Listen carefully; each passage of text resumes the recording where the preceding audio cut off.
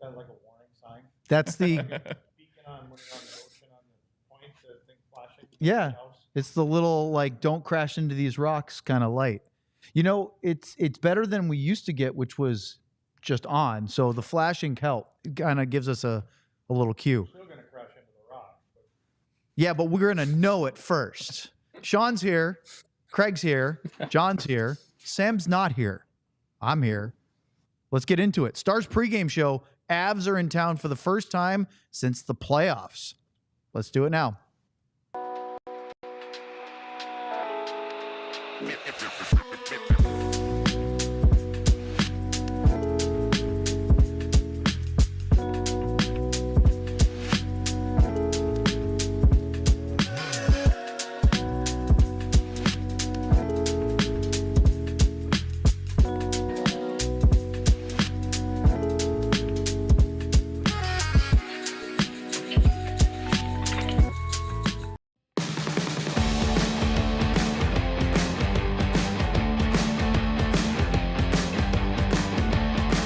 So this is Black Friday, November 29th, Stars against the Avalanche. Craig Ludwig has already become our audio technician, replugging in the microphones on the fly with no instruction. I didn't do anything. It just flopped. He fixed it. So we're all good. Sean Shapiro is here, of course. No Sam Nessler tonight. He is under the weather, so Sam is still listed as day-to-day. I would probably call that upper body, but it might be whole body. So, Sam, we hope you feel better and get well soon. And we're going to talk about the Avalanche tonight. But before we do, it is Black Friday, and DLS has a huge Black Friday special going on. 30% off the entire site on the DLS merchandise and up to 75% off on sale items. The QR code is right on the screen. You can link to the store in the description of the YouTube broadcast, or you can go to the store.allcitynetwork.com. You go to alldls.com and find our merchandise as well. So it's not just DLS, it's all 5 networks of All City.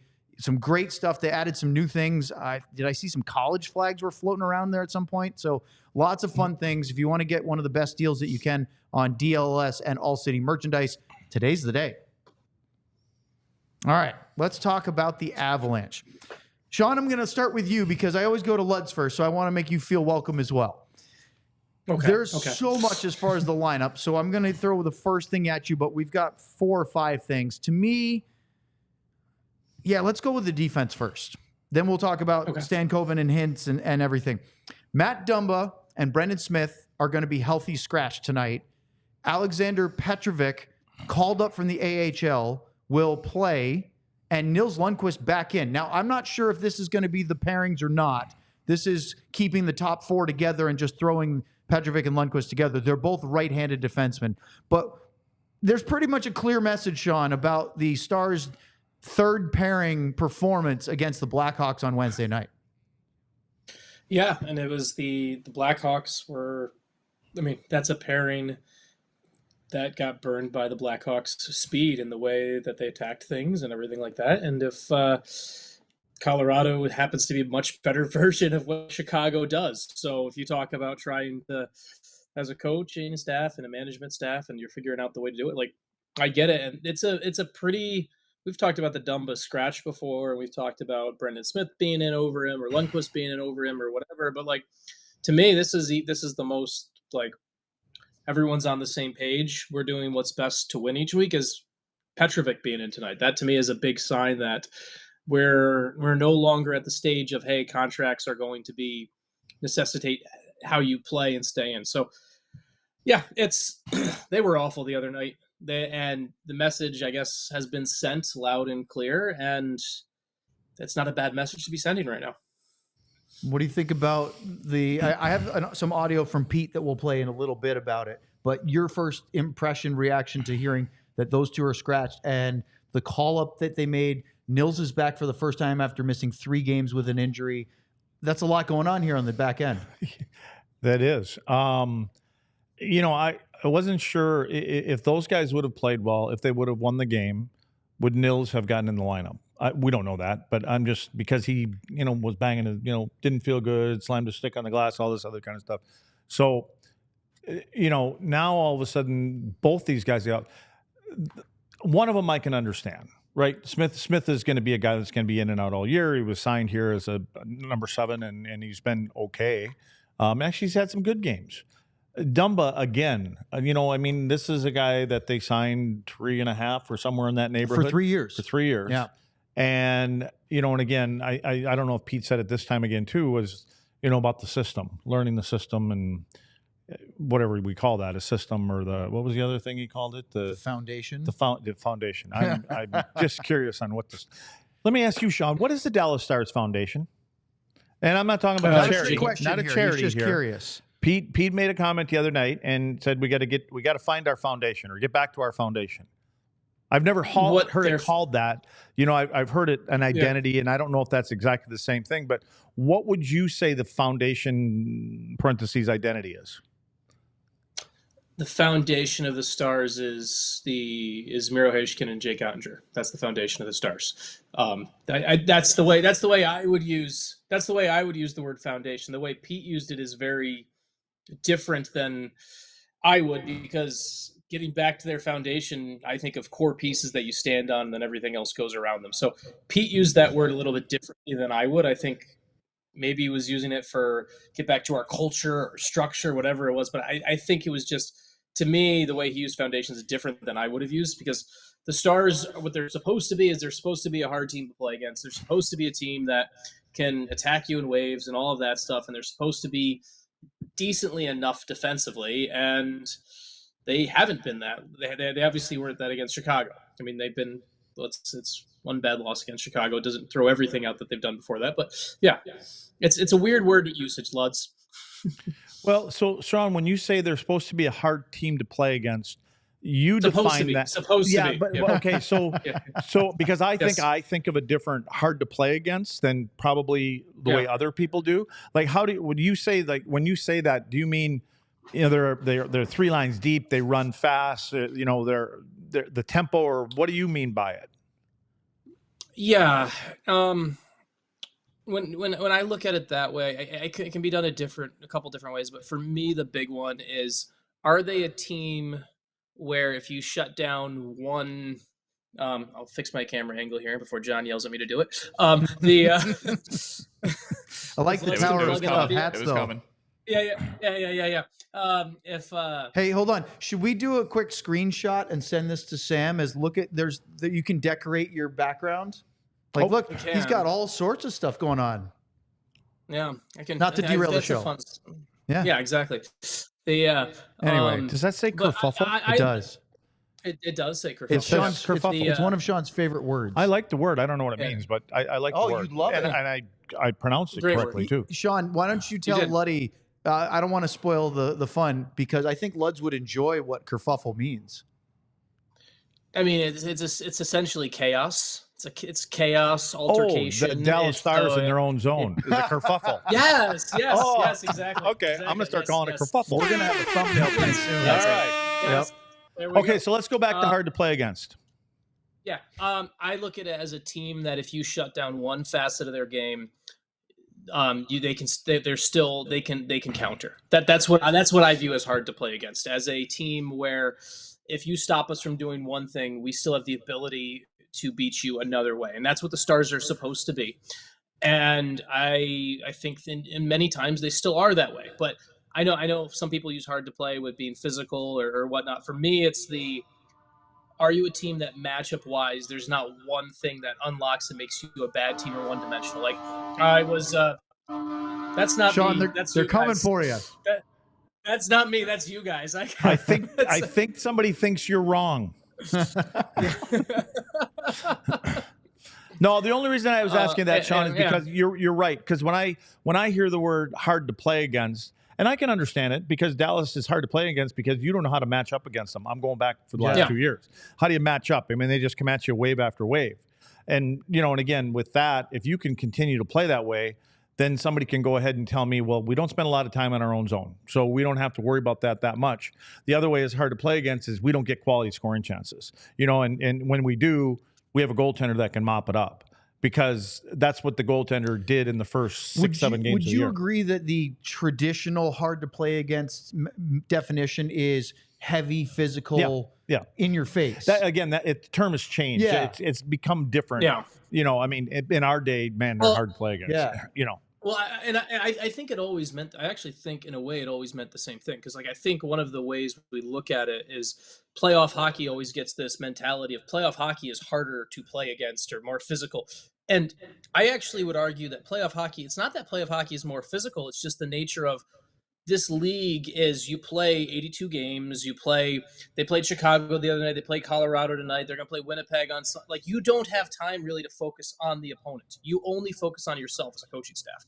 You get to the playoffs, you get into a series, you're only focusing on your opponent. It's not just your own game. And so all of a sudden, flaws, weaknesses, everything gets exposed in a playoff series.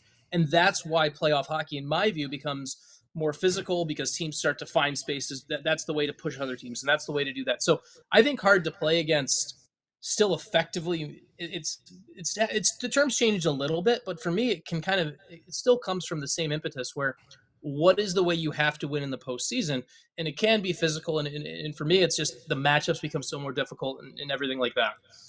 Yeah, you know, I think it was Razor that used it in these kind of circumstances. He used to have an analogy, and I'm sure he still does. But he would talk about somebody that's wearing a wool sweater and trying to climb through a barbed wire fence. You know, because you're gonna get all hung up, and you know you can't get anywhere. And so I don't know if he was referring to, you know, just all over the ice, because that's the way I like that analogy when you're trying to get into somebody's defensive zone. You can't get through, and I mean, right now at times it's like, you know, you got your birthday suit on and you're climbing through, so. Neither one seems very favorable. Exactly. Yeah, barbed wire fence makes this difficult either way. Yeah. So, but again, I mean, this all brings me back, because when I heard Pete say about the foundation, I was just curious. I mean, I still don't know what he means by the foundation, but because I understand what you're saying, is our foundation is like the Madonos and, the Zubovs and the, Eddie Belfours, guys like that. But to me, that's, because foundation, you said it's Otter and it's Miro. Well, you're already at your foundation then, because they've been playing pretty well. Yeah. So exactly. to get back to your foundation. That's why he's clearly using the word different than I would. My point, like, if a coach is calling out a foundation, I would think they're calling out star players. It's another way of, for me, it would be another way of saying our best players have to be our best players. So Pete has a different definition of foundation than I do. Okay. All right. So I want you to hear what Pete said about the defensemen, about scratching Dumba and Smith. It was asked more of an overarching, after 21 games, where do you see your defense? But he gets into a little bit about who's playing and who's not. Well, I think, you're integrating some new players into the lineup. You get to this point in the season, and you start running out of runway, to get guys acclimatized, and you have to win games. The winning becomes priority over development and learning the system and figuring out a way to see where you fit. So I think we're just at that point with some guys. And listen, Petro played some great games for us last year in some high pressure situations against some high end teams deep into the playoffs, and honestly had a great training camp. Again this year, he easily could have been on this team to start the season with what he did last year in the playoffs and how his camp went. So, you get 20 games in, and people have to realize that we have depth at that position, and you have to play well, or someone's going to be knocking on the door. So there's a bunch in there that's interesting. The thing about Petrovic, Sean, you mentioned the pushing contracts aside, because if you take what Pete said at face value, if Petrovic had a great camp after a great playoff, to me, that sounds like a guy that should be on your team, except that you have contracts and he's a guy that's on a two-way. You can get him down. You didn't bring in Lyubushkin and Dumba to go get sent to the AHL. So that's sort of the decision that's already made.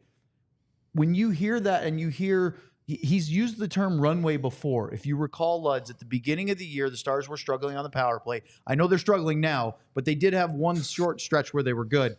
And he said the runway for our power play, letting our big guys ease into the season, is getting a little short. He's used the same analogy with the defense after 21 games. Well, that's kind of a threat. Yeah. You know what I mean? Like, Yeah. if you guys don't get the job done, we're going to find somebody that does. My whole thing with Petrovic, how many preseason games did he play?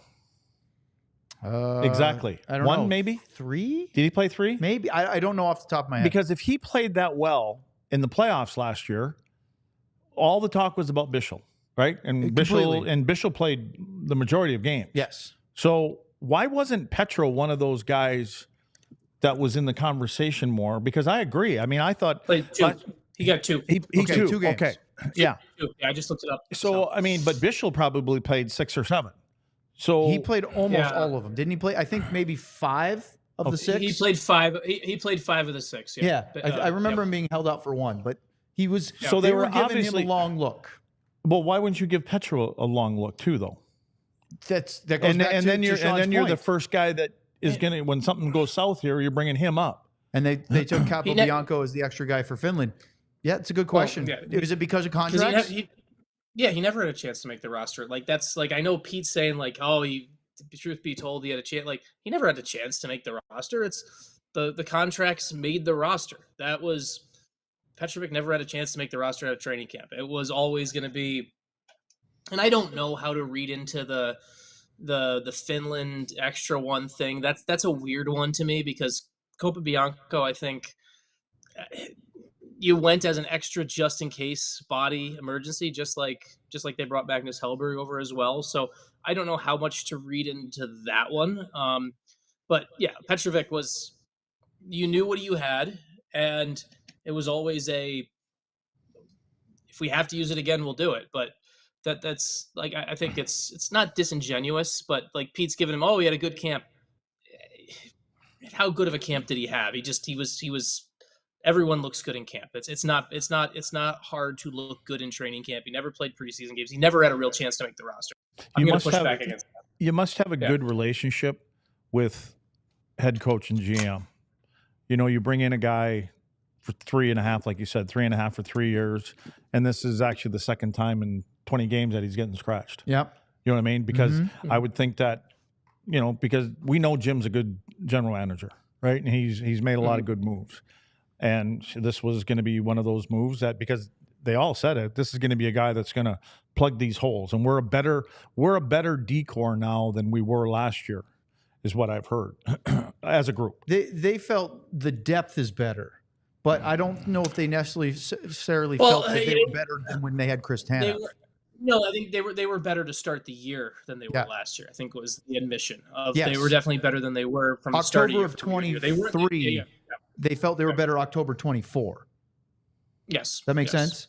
Before they made the acquisition None of for this Tanev. makes sense to me. All right. Well, let's talk about a couple other things, because we could spend the whole half hour on that. So Petrovic and Lundqvist are in. Rope Hintz is back in the lineup after missing Wednesday's game due to a tweak. We don't know anything more than that. But it comes with the news that Logan Stankoven is out, listed as day-to-day with, quote, something he picked up during a little thing during the Chicago game. So this is we didn't run lines this morning. This is our best guess. Is Hintz goes back in with Johnston and Robertson. Dodonov slides in where Stankoven is on the third line. It really seems like that's the most obvious logical choice, right? There aren't really a whole lot of other ones to do. I think we feel that Wyatt's the guy to, you know, get that top line. We've been talking about making the pass to Rupe to get through the neutral zone with speed and things like that. You're not going to mess up the Duchesne line, and the fourth line seems to be intact. So that's the way I wrote it down too. How much do you think the impact was of not having Hintz in the lineup, Sean, against the Blackhawks? Sometimes. Wait, the Blackhawks on Wednesday? Like on Wednesday, he affected not playing against the Chicago Blackhawks. Well, they lost 6-2. Oh, cool. Tomahawk Was it going to be City. 6-3? Maybe. Okay. If What is he up for the Selke this year?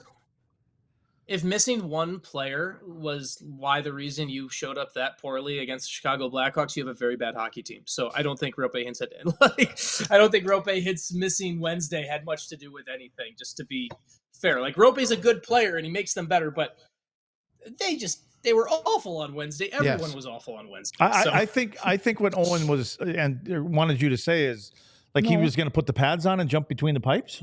No, after the second goal against? Honestly, I don't want you guys to say anything. I'm just lobbing it out. You guys Well, keep asking questions. We don't have to say anything because I love them. Okay, well, let's hear from Pete about how bad he thought the Chicago game was. You know, my disappointment with the Chicago game was we're a veteran team. You know, things aren't going well in that game. We're behind. Don't pour gasoline on the fire by, you know, compounding the mistakes and making it worse. You know, hang around and find a way to win that game or get back in it. And I didn't think we did that. And to me, like, that was the conversation that we had after the first period on Wednesday was, yeah, they're down a couple goals. DeSmith wasn't good, a couple of bad plays, but they could still win this hockey game, and they didn't go out and win the hockey game. Yeah, that's the disappointing part. Yeah. Is you were looking at your leaders, you know, and that's not just one or two. It's probably all of them expecting somebody to step up. Maybe that goes back to the earlier point. Maybe that's how Pete's defining foundation, where he says we're a veteran team. Maybe that's the foundation that Pete's talking about, where it's like, I need the guys who are the leadership on this group, the better players, to when things are hitting the fan, I need them to stop it from hitting the fan. Sean, you want to talk about some goaltending? Oh, yeah, let's talk about goaltending. All right, so a couple different things here from Jake Oettinger, who spoke this morning. Stars play the Avs for the first time since eliminating them in the second round of the playoffs last year with, remember, the Matt Duchene overtime goal and the big heartbreaker celebration. Well, they haven't played the Avs since, and they'll only play them 3 times because there's a rotating thing about not playing your division the same number of games. It's asinine. We'll have another rant about it another time. Jake said this morning a bunch of things, and my first clip is he was asked about facing MacKinnon and Makar. Yeah, I think for Nate, I think just a little more kind of like flow for me. Like, he's so fast, and you know, if you stay back, he can blow right past you. So for me, just trying to match his speed a little bit more. And yeah, Cale is like such a good scoring threat from up top, and so power play, like, he's probably their number one option, and yeah, so it's a huge challenge, but yeah, it's fun. Is this a game where you kind of want the guys in front of you to try to clear as much traffic so you have those straight shots? For sure, yeah, especially on the power play. I think, I mean, Cale could score on you clean from the top of the circle, so like, you gotta hopefully get a good sight line on it, and hopefully the guys can try to push him to the outside and stuff, and you know, we've had success against those guys, so hopefully we can just do what we've done. So I thought that second part was interesting. Obviously the speed of MacKinnon and try to be in the flow, Sean, but the fact that he said Makar is good enough to score straight up without any obstruction from the tops of the circles. There aren't a lot of guys that goalies will admit that they can be beat from that distance. Yeah, but it's not the, and I'm gonna put it this way: it's not the shot; it's the ability to move the angle of the shot right before. Because to give you an example of a guy who I've talked, there's multiple goalies who have told me one of the hardest shots in the league to face, just from a pure shot base, is actually Daniel Sprong's. Now look where Daniel Sprong is. Daniel Sprong has been bouncing around from team to team, hasn't been able to get much of a role in places. And so if just being able to beat a goalie with your shot from the top of the circle was the reason to worry about him, there'd be a lot more guys like Cale Makar. For me, what Makar does is how much that angle and how much where the release point alters right before the shot all the time. There's a lot of defensemen, there's a lot of guys from the top of the circle who they might have a hard shot, but it's not difficult to read because the release point is pretty consistent. Makar's moves around all the time. There's a lot of subtle little drags right before.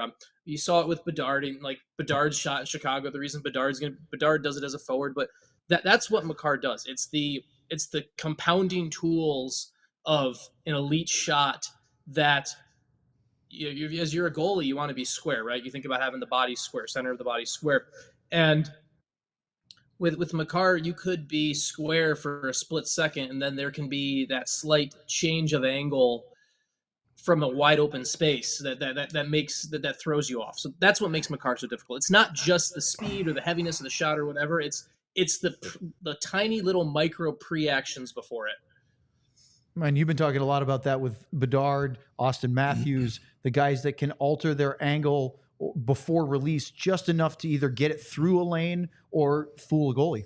Well, and I talk about it more because of from a defenseman standpoint, and then we're always talking about stick on puck and all that kind of stuff, and Wyatt does it really well too, and that's why I said a few weeks ago Wyatt needs to start using that. He has, but even like when you're trying to keep your stick out and you keep the stick on the puck, they are finding a way to get around that. So they just pull it in like it seems like just an inch or so, and it ends up going between the stick and the feet, you know. And so I don't know how much that throws a goalie off, but obviously it does. I mean, I get it with Makar because, you know, everything with him starts with his feet, and he can start walking across the line, and he stops on a dime and he takes a half a step back. Now the puck comes over to here, then he kind of pulls it into what we're talking about, and it changes that angle from the goaltender, and he sees it, and he's got such a great release. So my big question is, do goalies wear their wedding rings in their blockers? You saw it on Jake there? Glove hand. I saw it on Jake.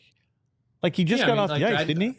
Yeah, he might have either popped it back. I mean, would goalies wear their wedding rings? Yeah, it's on his left hand. I think he had the rubber ring on. I mean, while they're playing, I do. No, I go play beer league every Wednesday night, and I still wear the ring underneath my glove. I would think you'd get drilled in the finger sometimes. That's in your blocker. Depending if you're. I always take. So mine off that's his glove hand. But that's your catching. Well, I don't know. I guess it depends, but even still, you can get hit right in the palm. Yeah. Huh? All right. Maybe. Yeah. Would you like me to ask him? Yeah, please do. I would. That's the question of the day for me right now. Okay. Oh, I got a question for you, though, Sean. Do we got to go to break right now? Yeah. Sean, you can ask him. Okay, so is it just every time? Is it every time I'm watching the Avs play, Georgiev stinks, or what is it? Oh, he's just not a good goalie. So, I'm just asking you. Yeah, it's they're that. You know what's going to happen now, though? Stand on his head. Yeah. Well, he had the. So I believe that they are going to crush these guys tonight. Thank you. I didn't even get a chance to say. I knew you were on the same wavelength. Love it. The fact that Georgiev actually only let up one goal on like 18 shots against Vegas the other night. That tells me that tonight is that is the outlier for me. That tells me tonight he's primed for 5-6 goals against, because is that the game that he lost his mind? Well, they lost. They last one I saw, they went through both goalies, and he was out there smashing his stick. Yeah. That was the Tampa one 2 games ago where they lost. That was the Tampa game because we were watching it together. Remember? Yeah. So and that was the one where a Noonan started, and a Noonan's not very good either. And so both of the Colorado goalies are not very good. That's a team that if they're going to do anything, there's going to have to be a trade there. Like they have to make a move. I know they're in more dire situation than Carolina is, who people keep talking about is now kind of working the phones for a goalie. So especially since Carolina is missing their top 2 goalies due to injury. Yeah, exactly. And like we might see Yanniv Peretz start this weekend for Carolina. Wow. He was the backup on Monday for the Stars game. Yeah. Who was? Yanniv Peretz. They called him up from AHL Chicago after, remember, Kochetkov got run over by Sean Walker's teammate. So, and the Stars didn't beat their third they didn't beat goalie. Spencer Martin. Yeah, they didn't beat Spencer Martin. Georgiev to me was always the trade to Colorado happened, and they want him to be something he wasn't. He was. It takes a certain mentality to play behind a system that gets up and gets going, and I think Georgiev didn't play behind that system before Colorado. He had more support. You need a goalie who's going to stop rush chances. You need a goalie that is going to make the timely save. And it is incredibly I remember one of the things Kelly Forbes and I would talk about when former Stars video coach Kelly Forbes, he talked about how Andrei Vasilevsky really was the Lightning MVP because of how he would make those breakaway saves in the first period, how he would make that stop. And we talked about it with Jake before the Tampa game, that's how Jake wants to be that guy. Like when the rushes come in, I just don't think Georgiev is that at the NHL level. He is a fine system goalie when he's playing behind something, but he's not a number 1 guy. He's not a workhorse. And the Avalanche made a bad bet on it, honestly. And they should be looking hard at the goalie market. And after they had a little bit of a bounce back game the other night, obviously the hope in Colorado is it'll continue to roll into something a little better tonight. But I also wouldn't be surprised if the Stars score 5 goals and 2 of them we're talking about. Like, those are we got a minute or so. Let's flash the lineups real quick for Colorado, since we had John went through the trouble of making them. Forward lines for the Avalanche, as you can see, Nichushkin is back in the lineup. So that's a real help to have him. He's actually been scoring on a nice little clip of late. Having him play with MacKinnon, that allows them to split up MacKinnon and Rantanen to give them a little threat over the top 2 lines. But I look at this, Luds, and all due respect, they're top heavy, and to me, the Stars should be better middle bottom than the Avalanche. Yeah, and then if they get down a couple goals and it's into the third period, they're going to take Rantanen and put him up on that top line. But when you say that they're top heavy, that's why when you and I were talking, tonight, as far as I'm concerned, I would take Miro and Essa and put them together as a pair and play them against MacKinnon's line. That's what I would do, and then you can have Harley and Lyubushkin or against whoever. The Rantanen line. Yeah, against the Rantanen line. And because again, you're going to have to find a spot now for Petro. Maybe they're going to put Petro up there. I don't know. Maybe they have that much confidence. But then I go back to, why wasn't he here in the beginning? Yeah. So anyway, it'll be interesting to watch. And then from the deep pairing and goalies, we already talked about Georgiev, but there's the group. Obviously, their top 4, I think, is pretty good. DeHaan is back in because Oliver Shillington is out with an injury, adding to a group. Sam Malinsky is the other side of that third pairing. I know he's not super big, Sam Girard, but I think he's a talented player. I like the physical play of Manson next to him, and obviously Taze and Makar complement. That's a pretty good top 4. I like Sam Girard. I mean, it looks like he's playing with confidence. And when you speak of Sam Girard, I think of our Sam, and you said he's not that big. I think they're about the same size. I would think Sam and Sam are probably pretty much the same size. I think Girard may be a little bigger than Nessler. You think so? Yeah, I do. I'm talking about without skates. No, I'm going to go with Girard over Nessler. Right. Sorry, Sam. I know you're convalescing. The injury bug for the Avs is piling up a little bit. Not that you should feel bad for them, but just a quick hint. Of course, Landeskog is on LTIR. We don't know when that kneecap replacement, whatever it was, he had. And then they have Ross Colton, who had a good start to the year, broken foot. Jonathan Drouin is out with an upper body. Miles Wood is now out with an upper body. And then Shillington. Wood and Shillington were the news of the day for Colorado. So they're missing quite a few. And Sean, I have one last thing for you, because we could spend another half hour easy talking about the Avs. Jake is in his 200th NHL start. Actually, I have 2 clips, but I'm only going to play one because I don't want to do too much. He had an interesting conversational point about balancing scouting shooters and with Jeff Reese and then reacting in games. We can talk about that on another day. But here's Jake when being asked about his developing hockey sense over 200 NHL starts. I think goalies are the smartest guys on the team, I think, when it comes to that. No, but seriously, I think, when I first got here, that was one thing that research talked so much about Bish, was just how smart he was and how much that helped him. So I think for me, that's been from the start of my career to now, that's the thing that's grown the most is my hockey sense, and knowing, where the puck's going to go before it goes there, who's on the ice, what guys are looking for, all that stuff is going on in my head, in a split second. So for goalies, I think hockey sense is right up there with all the other stuff that you need to be good at in order to be a great goalie. So I've learned a ton, and I'm just continuing to learn and get smarter. What are your thoughts about developing hockey sense as a goalie over 200 career starts? Yeah, it's to me, the big thing is it's playing goalie is a lot like chess, right? It's very much the rules are semi-simple. In hockey, you try to just not let a goal in the net. In chess, you try to capture the other person's king. But the rules are, you and I could sit at a chessboard, and if I do the same thing every single time, you're going to know how to beat me. And the same thing goes for the other side. If you do the same thing every single time, I'm going to know what I need to do to stop you. And I think when it comes to goalies and developing hockey sense in the play reading, it allows you to better use all of the tools in your arsenal, right? Like a guy might come into the league and he might be big. He might just be a good shot tracker. He might just be an athlete. He might be one of those things. And that's how he has early success. it's if you don't develop that hockey sense to go with it, then you become too predictable, and then the league starts to pick you apart. And that's one of the things where, like, you look at Jake and you look at his game. One of the things that I like about watching him now is I like his save selection better now than I've had in the past. I think I think there's a lot. I think it's a little bit smarter in the usage. I think there is, and when I say by save selection, before, just instead of just using a big term, it's when there's a shot, say low glove, right? Your save selection is how you decide to make that save, because you can make that save you can make that save any number of ways.